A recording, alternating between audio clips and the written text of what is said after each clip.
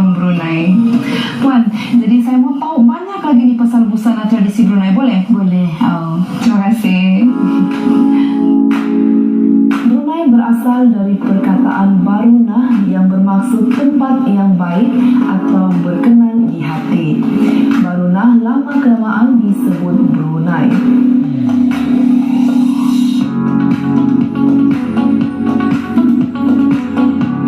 Warna terang menjadi pilihan utama busana tradisi suku kaum Brunei. Puan, jadi busana yang saya pegang ni, busana ini dipanggil apa? Baju bebalah. Baju bebalah ini seakan-akan baju kebaya tetapi lehernya bulat. Lekaan sama tetapi material yang digunakan ialah material moden.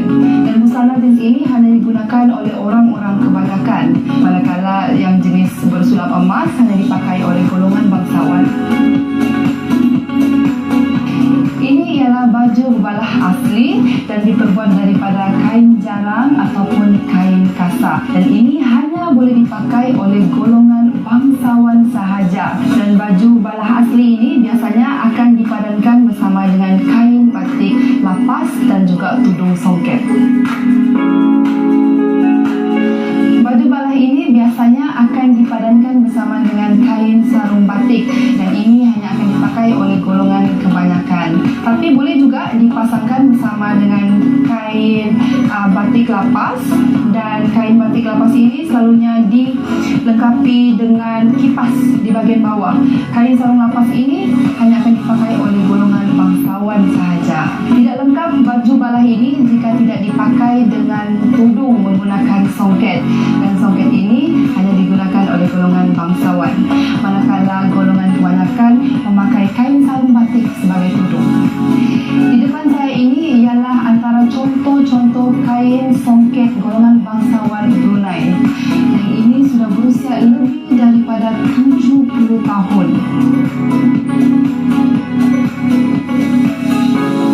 Yang ini sudah berusia lebih dari 80 tahun. Dan yang ini berusia 200 tahun. Dan ini sudah betul-betul diwarisi daripada Kesultanan Brunei. Dan semua songket ini bersulamkan benang emas. Kedatangan kaum Brunei di Sabah berkait rapat dengan sejarah Kesultanan Brunei yang menakluk Sabah sehingga tahun 1865.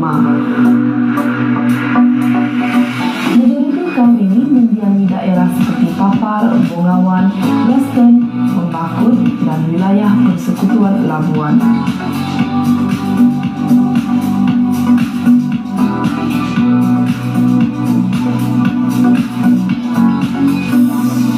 Ini ialah subang emas. Yang ini ialah rantai emas. Wah, yang ini ialah tali pinggang emas. Dan yang ini ialah gelang emas. Dan ini diwarisi daripada kerabat diraja Brunei. Dan semua aksesori ini ialah aksesori pelengkap baju bebalah. Songket adalah melambangkan kekayaan dan kebanggaan suku kaum Brunei yang diwarisi daripada kerajaan diraja Brunei. Warna terang ini melambangkan keceriaan, bahwa suku kaum Brunei memang suka ceria dan sentiasa gembira.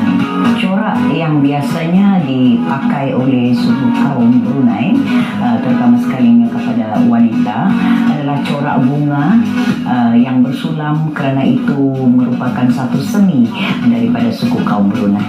Keseniannya itu seperti yang kita maklum, suku kaum Brunei wujud ratusan tahun yang lalu, dan begitu jugalah busana baju bebalah ini wujud ratusan tahun yang lalu juga.